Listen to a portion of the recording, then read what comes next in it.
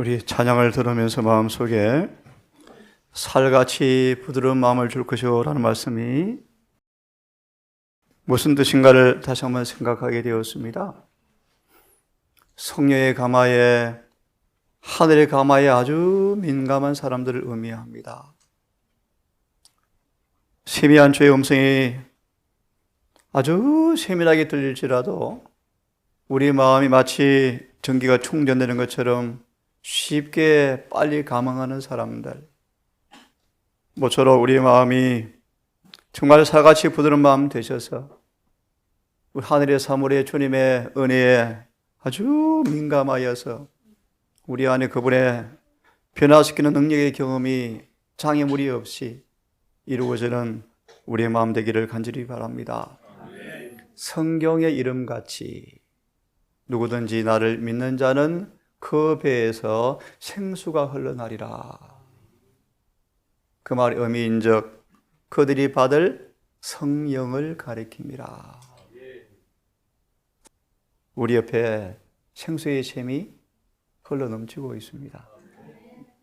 얕은 물가에서 허덕이지 마시고 우리가 어떻게 곁에 있는 생명의 샘에서 마음껏 길을 올려 마심으로 영혼이 늘 은혜의 샘이 되어서 풍족한 은혜의 샘이 되어서 그분의 즐거움과 그 임재의 경험들을 할 수 있는가에 대해서 여러분 많이 기도로 하나님께 씨름하시면서 그분과 교제하게 되기를 간절히 바랍니다. 아멘. 잠시 이 아침 산상보은 19페이지를 좀 읽어드릴 마음이 있습니다. 산상보은 19페이지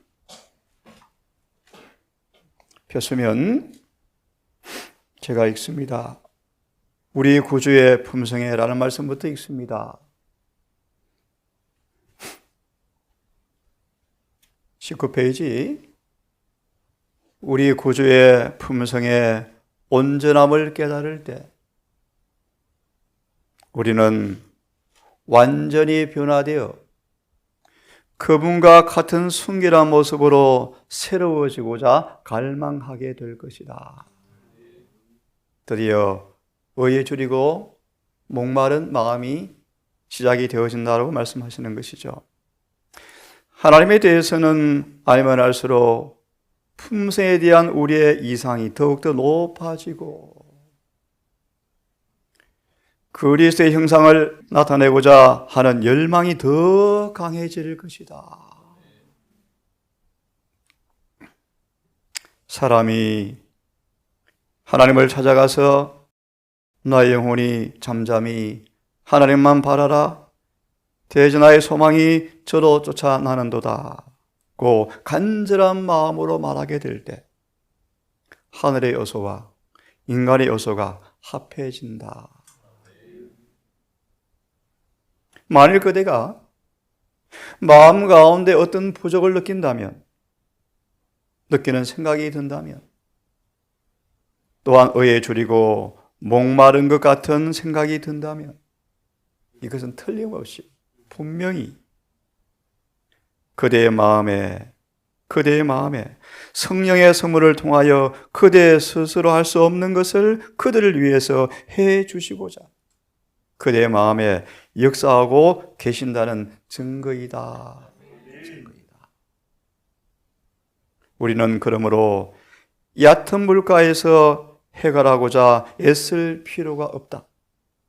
왜냐하면 큰 샘이 바로 우리 곁에, 우리 위에 있으며 우리가 믿음의 길을 따라 조금만 더 높이 올라가면 그 풍족한 물을 마음껏 마실 수 있기 때문이다. 하나님의 말씀은 생명의 샘이다. 그 생명의 샘을 찾으려고 노력할 때, 성경을 깊이 연구할 때, 예수의 생애를 낱낱이 깊이 조명해 볼 때, 그분의 생애 모든 국면을 하나씩 깊이 우리 마음에 인상이 떠오를 때까지 깊이 묵상할 때 그대는 성령을 통하여 그리스도와 교통을 나누게 되는 것이다. 잘 알고 있는 진리지만, 이미 아는 진리지만 새로운 측면에서 마음속에 제시가 되어지고 성경의 구절들이 새로운 의미를 가지고 섬광처럼 마음속에서 장렬할 것이다. 그리하면 그대는 성경의 다른 진리들이 구속사업과 갖고 있는 관계도 깨닫게 되고 또 그리스도께서 그대를 인도하여 거룩한 사랑이 그대 곁에, 거룩한 선생이 그대 곁에 계신 것도 알게 될 것이다. 이런 경험을 통해 여러분, 해갈이 되어지는 생수를 마신 시원한 경험이 기쁨으로, 은혜 충만함으로 여러분 만져지고 경험되어지기를 간절히 바랍니다. 자, 우리 아침 마가복음 10장을 다시 펴셔서 마가복음 10장을 다시 짤막하게 우리 오늘 본문을 요약한 다음 시대의 소망을 묵상하겠습니다. 32절의 말씀,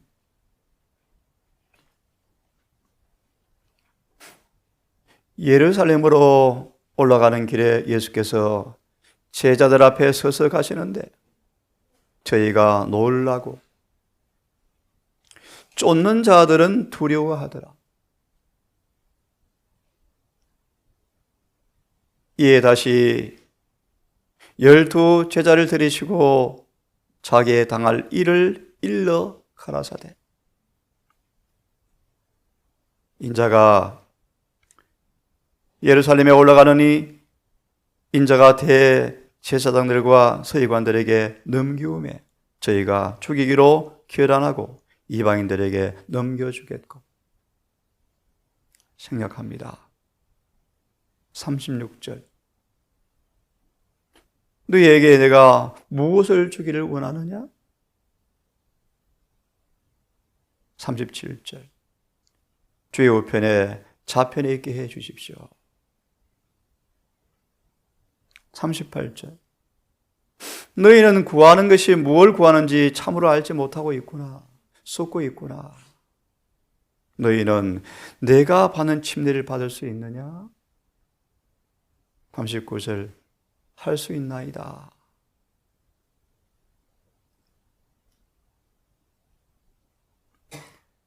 내 좌우편의 자리는 누구를 위해서 예비되었던지 그들이 얻을 것이라. 설명해 드렸죠? 정실과 인맥으로 되는 것이 아니고 가장 그분의 품성을 닮은 사람에게 주실 것이다. 기억이 나시죠? 41절, 다른 제자가 화가 나더라. 분이 여기더라. 예수께서 세상 나라의 말씀을 설명하죠. 세상 나라는 자아 확장의 모습인데 내가 세우는 나라는 그런 나라가 아니다. 43절, 누구든지 크고자 하는 자는 너희를 섬기는 자가 되어야 하고. 새 나라의 율법이죠. 누구든지 으뜸이 되고자 하는 자는 모든 사람의 종이 되는 것이 새 나라의 율법이다. 인자에 온 것은 섬김을 받으려 함이 아니요 도리어 섬기려 하고 자기 목숨을 많은 사람의 대속물로 주려 하려 함이라. 시대 소망 547페이지 이후부터 말씀을 통하여 이 본문을 깊이 묵상해 보겠습니다. 성경의 구절구절들과 영가의 말씀의 구절구절들의 의미가 무엇인가 자세하게 연구하여 그 말씀 속에서 새로 의미가 성령으로 조명이 되어지고 우리 마음속에 장렬할 때 우리는 그리스도께서 함께 곁에 계심을 인지하게 될 것이고 우리는 마음속에 생수를 마신다고 말씀하시는데요. 한 구절 한 구절을 좀 보도록 합시다. 6월절이 가까웠습니다. 예수님은 다시 예루살렘으로 향하셨습니다. 오늘 말씀을 좀 묵상하려고 합니다. 그분의 마음속에는 엄청난 위기 속으로 홀로 걸어가는 순간 엄청난 고난의 터널로 지금 발을 옮기는 순간이었지만 예수의 마음속에는 아버지의 뜻과 완전히 하나가 되는 데서 오는 평화가 있었다. 요한서 2장과 4장도 동일합니다. 우리도 세상에서 그러하니라. 누구든지 그리스도 안에 거하여 성령을 통하여 사랑이 온전히 이룬 사람들은 예수께서 세상에서 그러하신 것처럼 우리 또한 그러하리라. 십자가의 그늘 아래 걸어가시는 그분께서, 고난의 터널을 이제 걷는 그분께서 성령 말씀하시기를 마음속에 아버지의 뜻과 완전히 하나가 되어지는 평화가 있었다.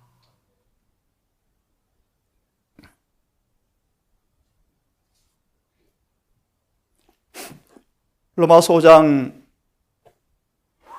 1절을 좀 보십시오. 로마서 5장 1절을 좀 보십시오. 아버지의 뜻과 완전히 일치됨으로 얻는 평화가 있었다. 주님 말씀하시죠. 내가 이 평화를 너희에게 끼치노니 담대하라. 내가 세상을 이기었노라.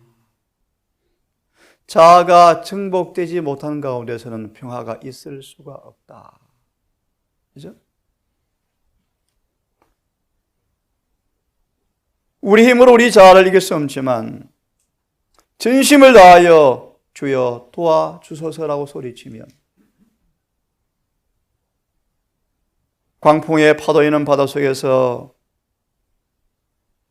죽음과 사투하던 그들이 주의 명령 앞에 온 바다가 잠자마자 그들은 소원의 항구로 인도되었던 것처럼 우리 마음속에 일어나는 격렬한 투정을 우리가 잠재울 수 없지만 그분께서 말씀하시면, 임재하시면 우리 마음속에 동일한 평화가 온다고 말씀하시는데, 이 말씀을 통하여 화평의 의미가 무엇이며 어떻게 얻을 수 있는가를 좀 보기를 원합니다. 그러므로 5장 1절, 그러므로 우리가 믿음으로 의롭다 하심을 얻었은즉, 예수님은 아버지의 뜻과 일치되셨어요. 믿음으로 말미암아 의롭다 하심이란 말의 의미가 뭔가? 하나님과 뭐 되다? 일치되다. 하나가 되다. 우리가 회개하고 죄사함 받음으로, 죄사함 받음으로 성령이 임하는 순간 성경은 믿음으로 의롭게 되었다. 이제 그들은 의롭게 되었으므로 우리 주 예수 그리스도로 말미암아 하나님으로 더불어 화평을 누리자. 예수님은 아버지의 뜻과 완전히 일치되셨어요. 그러므로 얻는 화평이 있었습니다. 동일한 경험을 성경은 말하기를 믿음으로 의롭게 될 때 그리스도로 더불어 하나님과 화평을 누리자. 가리엘군 395페이지는 그렇게 말하죠. 이 화평은 가리엘군 395페이지 인간과 하나님 사이를 가로막은 모든 장애물이 제거되어지고 용서하시는 사랑을 경험하는 것을 의미한다. 우리가 죄의 사함을 경험하고 회개를 통하여 죄가 사해지고 그 죄, 장애물이 사라질 때 화평이 온다. 골로새 1장 20절 22절은 거룩한 성령께서 우리 마음속에 끊임없이 역사하여 주님 앞에 흠도 점도 없이 만들어 제시할 때, 제시되어지는 경험이 이루어질 때 우리 마음속에 화평이 온다고 말씀하셔요. 다시 말하면 화평은 죄가 우리 안에서 용서되어져야 합니다. 죄가 해결되어지고 우리의 마음이 그분의 뜻과 일치되어질 때 우리는 화평이 오는데요. 로마서 5장 2절은 이렇게 말합니다. 믿음으로 의롭게 되어서 주님을 통하여 아버지와 화평을 누리는 사람들은 2절의 말씀, 또한 그런 사람들은 그 예수를 통하여 화목제물을 통하여 우리가 믿음으로 서 있는 은혜 안에 들어간다. 은혜 안에 들어간다. 여러분, 이사야 말씀인데 은혜의 결국 뭐죠? 평안이죠. 평안이죠. 은혜는 우리 속에 심겨지면 하나님과 원수된 것들을 추방하여 우리 안에 평안을 주는 것이 은혜죠. 은혜? 이 은혜에 들어가는 사람들은 하나님의 영광을 바라보고 그분의 품성을 바라보고 즐거워하느니라. 요한일서 4장을 좀 펴시기 바랍니다. 요한일서 4장을 좀 펴십시오.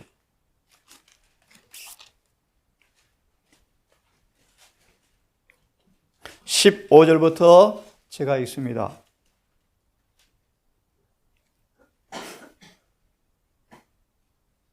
주님의 인생 가운데 살았던 지상생의 모습은 우리가 그분의 신생에 참여할 때, 우리가 성령을 받을 때 어떠한 일이 경험되어지는가를 우리 주님께서 모본으로 보여주셨는데요.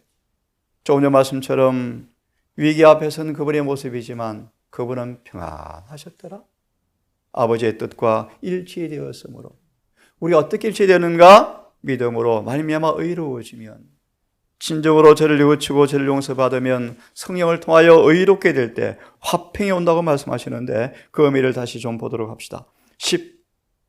16절 15절 누구든지 예수를 하나님의 아들이라 시인하면, 이런 말씀을 대할 때 이 말씀이 나오 낯설거든, 경험이 안 되거든, 살아있는 하나님의 말씀으로 믿으시고 받으시면서 이 말씀 하나하나가 성령으로 내 마음이 되도록, 내 삶이 되도록, 내 삶에 체험되어지도록 간절한 마음으로 그분의 말씀하시는 것처럼 자세를 갖추시고 읽기를 바랍니다. 성경은 말합니다. 분명히 말합니다. 누구든지 예수를 하나님의 아들이라 시인하면 하나님이 저 안에 거하신다고 말하거든요. 어제 보았습니다. 명목상 믿음은 아무 의미가 없다. 우리는 정말 그분과 산 관계를 이루는, 그분을 실제로 마음속에 모시는 믿음을 가져야 한다. 왜 그것이 안 될까요? 좀 봅시다. 누구든지 예수를 시인하면, 하나님의 아들이 시인하면 하나님이 저 안에 거하시고 저도 하나님 안에 거하느니라. 이것이 왜 안 되는가를 여러분 점검해 보십시오. 왜 안 되시는지. 하나 답을 드리죠. 아직 그분이 안에 안 들어오셨죠. 왜요? 장애물이 있기 때문이죠. 그분이 내 안에 계시게 하려면, 그분을 믿으려면, 그분을 믿는데 방해되는 것들이 먼저 뭐 되어져야 합니까? 토해져야죠. 회개해야죠. 죄를 자복하셔야죠. 장애물이 치워져야죠. 내 마음속에 성령으로 그분이 영접되기 위해서 부족한 것이 무엇인지, 방해가 무엇인지가 그분 앞에 토해져야, 고백되어져야죠. 계속 봅니다. 안에 거하느니라. 하나님이 16절 우리를 사랑하시는 사랑을 우리가 알고 믿었노니, 알고 믿었노니 하나님은 사랑이심이라. 사랑 안에 거하는 자는 하나님 안에 거하고 하나님도 그 안에 거하시느니라. 요한복음 15장의 말씀과 똑같은 말씀이죠. 내가 아버지의 계명을 지켜 아버지의 사랑 안에 거하는 것처럼 너희도 내 계명을 지켜 내 사랑 안에 거하라. 이런 경험을 통하여 사랑 안에 거하는 사람들은, 하나님께서 거하는 사람들은 17절 이로써 사랑이 우리 안에서 온전히 이루어진다. 온전한 의가 이루어진다. 그리하면 심판날에 담대함을 가지게 하려 함인데, 왜냐하면 주의 어떠하신 같이 우리도 세상에서 걸어하니라. 사도 바울이 사형장으로 끌려갈 때 기억하시죠? 그의 얼굴에 나타난 평화가 많은 사람을 주께로 인도하였다.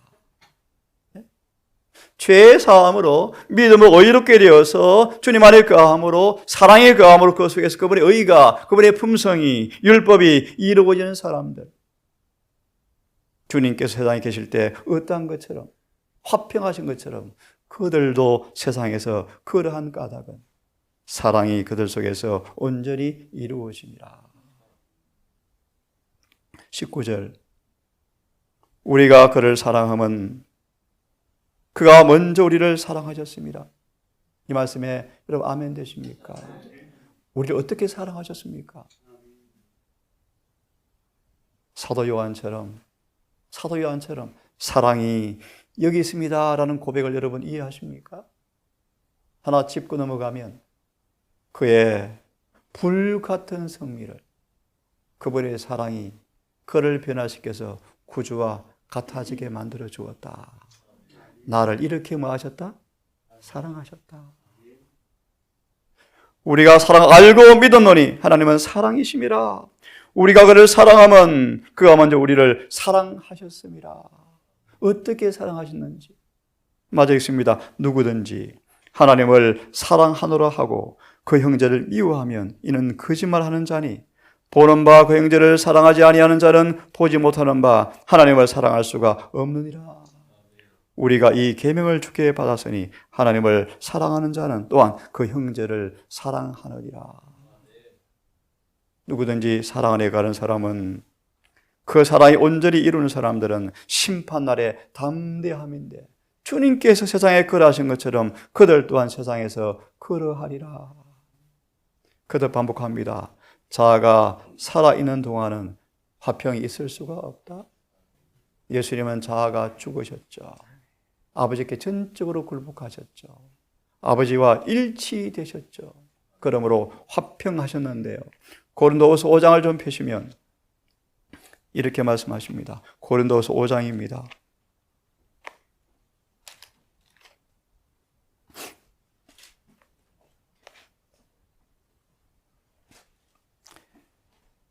(14절로) 이하의 말씀을 좀 몇 구절을 읽겠습니다. 14절부터. 그리스도의 사랑이 우리를 강권하시는도다. 바울이 13절, 나는 미쳐버렸습니다. 우리의 신앙이 왜 어려운가? 전심을 다하지 않기 때문이다. 우리의 목표가 다른 것이 아닌 주님께 전심을 다하지 않기 때문이다. 우리는 미쳤습니다. 사랑이 우리를 강건합니다. 그러므로 이렇게 고백합니다. 우리가 생각한데 한 사람이 모든 사람을 대신하여 죽었은즉 모든 사람이 죽은 것이라. 짧게 추적합니다. 사랑이 강건되어질 때 어떤 경험이 온다고요? 죽는다. 자아는 죽는다. 그분께 전적으로 복종되어진다. 만약 그분의 사랑이 끝임에 우리가 정하지 아니하면 우리는 십자가 밑으로 회개하도록 인도함 받게 될 것이고, 그 죄를 회개할 때 성령은 새 생명으로 지어줄 것이다. 그리하면 사상과 욕망은 절겨 복종되어진다. 이것이 거듭남이다. 왜 진리가 순종이 안 되어지는가? 거듭나지 않은 연고죠. 왜 거듭나지 않았습니까? 뭘로 침례를 안 받으셨죠? 무슨 뜻입니까? 언덕은 낮아지고 구분결은 펴지고 산은 낮아지고 골짜기는 메꾸어져야죠. 철저한 회개와 자복으로 주 앞에 자신을 복종시켜야죠. 그것이 회개의 사업이죠. 마저 봅니다. 강건하시는도다. 그러므로 우리가 다 죽은 것입니다. 자아가 죽을 때 승리는 확실하다. 그죠? 왜 우리가 평안이 없습니까? 이기지 못하기 때문이죠. 패배하기 때문이죠. 열법과 조화되지 못하기 때문이죠. 자아가 굴복당하고 성령이 임재하여 그분이 원해를 거하면, 조금 전 우리 증언의 말씀처럼 사상과 욕망은 절겨 복종되어지면서 그들은 뭐라고 고백합니까? 하나님이여, 내가 주의 법을 지키는 것이 어찌 그리 즐거운지요. 법이 지켜집니다. 내 안에, 그분의 법이 내 안에 계십니다. 아멘. 이것이 거듭납니다. 이것이 구원이다. 맞아 읽습니다. 15절. 제가 모든 사람을 대신하여 죽으심은 산 자들로 하여금 다시는 저희 자신을 위하여 살지 않고 오직 저희를 대신하여 죽었다가 다시 사신 자를 위하여 살게 하려 하심이라. 요한 8장 29절. 내가 항상 아버지를 기뻐하시게 함으로 나를 혼자 둔 적이 한 번도 없습니다. 주님은 평안하셨죠. 광풍에는 파도 위에 피곤하여 지치고 고물에 베개를 삼아서 머리를 대어대 금방 잠이 자서 산결듯한 파도가 메몰아쳤지만 그분은 편안히 주무신 것은 아버지를 믿는 믿음의 결과였다. 기억하십시오. 의인은 평안하다. 악인은 평강이 없다. 맞았겠습니다. 다시는 자신을 위해 살지 아니하고 죽었다가 사신 자를 위해서 살게 하려 하심이라. 16절. 그러므로 우리가 이제부터 아무도 육체대로 알지 아니하고 우리가 그리스도도 육체대로 알았으나 이제부터는 이같이 알지 아니하노니. 다 같이 읽습니다. 17절 시작. 그런즉 누구든지 그리스도 안에 있으면 새로운 피조물이라. 이전 것은 지나갔으되 보라 새 것이 되었도다. 아멘. 하나님의 유일하고 안전하고 하나밖에 없는 길, 새롭게 창조해 주시는 것. 조건은요, 옛사람이 그분과 함께 죽는 경험을 해야 되겠죠. 모든 것이 하나님께로 났으니 제가 그리스도로 말미암아 우리를 자기와 화목하게 하시고 또 우리에게 화목하게 하는 직책을 주셨다. 19절. 이는 하나님께서 그리스도 안에 계시사 세상을 자기와 화목하게 하시고 저희의 죄를 저에게 돌리지 아니하시고 화목하게 하는 말씀을 우리에게 위탁하셨느니라. 다 같이 읽습니다. 21절 시작. 하나님이 죄를 알지도 못하신 자로 우리를 대신하여 죄를 삼으신 것은 우리로 하여금 죄 안에서 하나님의 의가 되게 하려 하심이라. 이사야 32장 17절. 의의 결과는 화평과 평강이라. 우리 주님은 화평하셨죠. 그 속에 의가 충만히 내재하셨죠. 죄가 있을 곳이 없으셨죠. 죄에 대하여 죽으신 분이셨죠. 죄에 끌려가지도 밀려지도 않으신 분이셨죠. 한순간도 죄 오염되지 않으셨죠. 그분 속에 아버지께서 내재하심으로 그분의 품성이 아버지의 의가 주님 안에 충만하신 연고로 그분은 화평하셨습니다. 대쟁투 한 말씀을 더 봅니다. 467페이지. 각시의 대쟁투 467페이지 폈으면 하나님의 율법은 바로라는 그 문단에 마지막 줄쯤 제가 보겠습니다. 마지막 줄. 그리고 그 다음 문단을 보고 마무리하겠습니다. 율법은 거룩합니다. 그렇습니까? 의롭고 선합니다. 잠깐 저를 보십시오. 거룩하고 의롭고 선한 법이 왜 안 지켜집니까? 우리가 거룩하지 못하기 때문이에요. 선하지 못하기 때문이에요. 그럼 우리 거듭나서 그 율법처럼 거룩하고 의롭게 되는 경험이 먼저 와야 합니다. 거듭나야. 그래야 거룩하고 선한 법이 지켜질 때 평화가 오죠. 보겠습니다. 무슨 뜻인지. 마지막 줄. 이같이 율법은 하나님의 마음과 뜻의 표현이므로. 우리 어제 보았습니다. 예보리보다 뜻은 마음이 뜻이 그분과 연합되어지고 사로잡힌다. 우리의 마음이 그분과 연합되어지고 뜻이 그분께 사로잡힌다. 그러면 마음과 뜻이 그분과 하나 되어지고 사로잡혔으므로 절겨 복종되어진다. 결과가 무엇이죠? 평화죠. 보면요. 율법은 거룩하고 의롭고 선한데 이같이 율법은 하나님의 마음과 뜻의 표현이므로 그 창시자와 같이 영구적인 것이 되어야 하는데 그 다음 중요한 말씀은요. 사람을 하나님의 율법의 원칙과 일치하게 해줌으로써 하나님과 사람을 화목하게 해주는 것이 회개와 승화의 사업이다. 율법과 일치되게 해주는 것. 거듭남이요, 거듭남. 칭의요, 칭의. 용서요, 새롭게 하심이요. 율법과 일치되게 해줌으로써 사람을 화목하게 해주는 것이 회개와 승화의 사업이다. 한때는 힘들었던 성화의 사업이 이제 실제가 되어질 때 마음에 뭐가 오죠? 평화가 오죠. 아, 되네. 죄가 극복되어지네. 승리가 주어지네. 마저 읽고 끝내겠습니다. 태초에 사람은 하나님의 형상대로 창조되었다. 사람은 하나님의 율법과 본성에 있어서 완전한 조화를 이루었다. 여러분, 완전히 무엇입니까? 율법과 완전히 일치되는 것입니다. 용서를 받고 의에 참여하여 율법과 일치되는 것이 판명될 때 죄는 도말되고 인침이 오고 늦은 비가 오고 성천 준비가 마무리된다는 사실을 잊지 않으셨죠? 사람은 창조시 본래 본성에 있어서 율법과 조화되었다. 이것이 구속이죠. 이 일을 하러 주님께서 오셨죠. 의의 원칙이 그의 마음에 새겨져 있었다. 하지만 죄가 창조주와 사람을 분리시켰다. 더 이상 사람은 형상을 반사할 수가 없었다. 율법의 원칙과 원수 반대되었었다.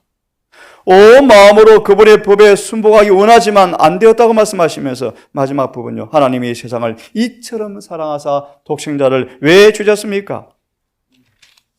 사람이 하나님과 화목하게 하려고요. 무슨 말이요? 율법과 다시 조화시키게 하려고요. 사람은 그리스도 공로를 통하여 창조주와의 조화를 회복할 수가 있게 되었다.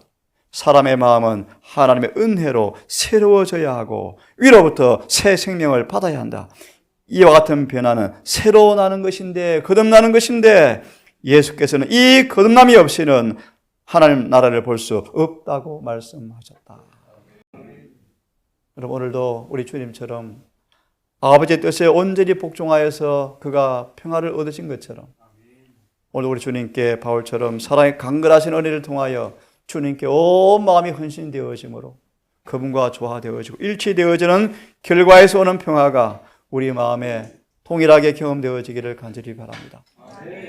기도합시다. 거룩하신 아버지, 전쟁의 소문들이 꼬리를 물고 우리의 귀에 들려옵니다.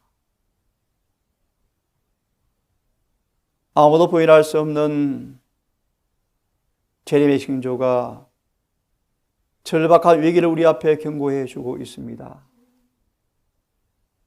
분명한 사실, 성령께서 더 이상 죄인과 다투지 아니하시고 지구에서 떠나가는 징후를 느낍니다.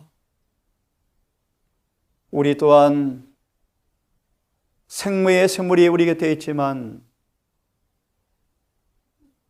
천일을 하러 같이 주님께서 기다리시고 참으셨지만 아직까지 해결 받지 못하여 공고한 우리의 형편을 아시는 아버지, 우리에게 긍휼을 베풀어 주시옵고 조금 더 내 바람을 붙잡아 주셔서 은혜 시기 동안에 은혜의 놀라운 청이할 수 없는 그 능력을 경험하고 맛보는 행복을 맛보고 우리 안에 은혜가 의로 통치하는 주님의 마음과 생각을 완전히 지배해버리는 은혜 충만의 경험을 통하여 오늘 본 말씀처럼 우리 주님처럼 아버지와 화평한 그 은혜가 우리 경험에도 있게 되기를 간절히 소망합니다.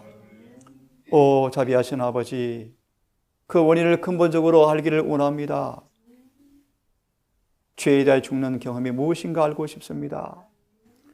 죄의 흉악한 참상을 깨닫고 서둘러 죄를 즉시 버리는 회개를 통하여 우리 마음이 율법과 조화되어지고 의로워져서 하나님과 화평한 관계를 누릴지어다는 말씀이 응하고 싶습니다.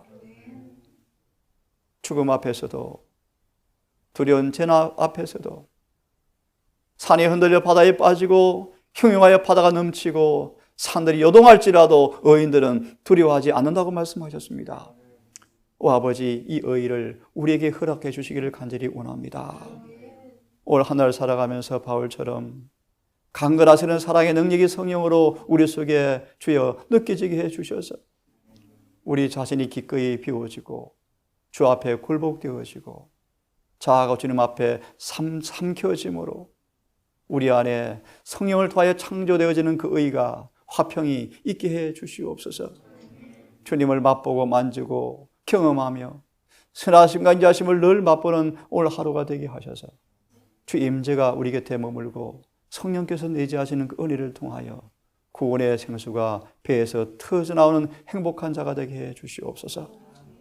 오늘 한 날도 시작합니다. 주님, 해가 지도록 우리에게 성령을 허락해 주셔서 주님과 행복한 동행하다가 승리의 전리품을 오늘도 하늘 기록책에 남긴 채 하나를 마무리하기를 심히 원합니다. 또 아버지, 오늘 이 또 첫날 부득이하게 병상으로 가야 할 아들을 기억하여 주시고 아버지가 아들에게 새로운 희망, 새로운 소망, 새로운 결심을 주셔서 이제는 옛날 삶에 죽고 새로 참으로 태어나게 하셔서 확실한 구원의 경험, 주님을 만날 경험의 준비가 꼭 이루어지게 하시는 새로운 기회를 허락해 주시기를 기도합니다. 이 모든 말씀을 우리를 사랑하시는 예수님의 이름 의지하여 감사하며 기도드리옵나이다.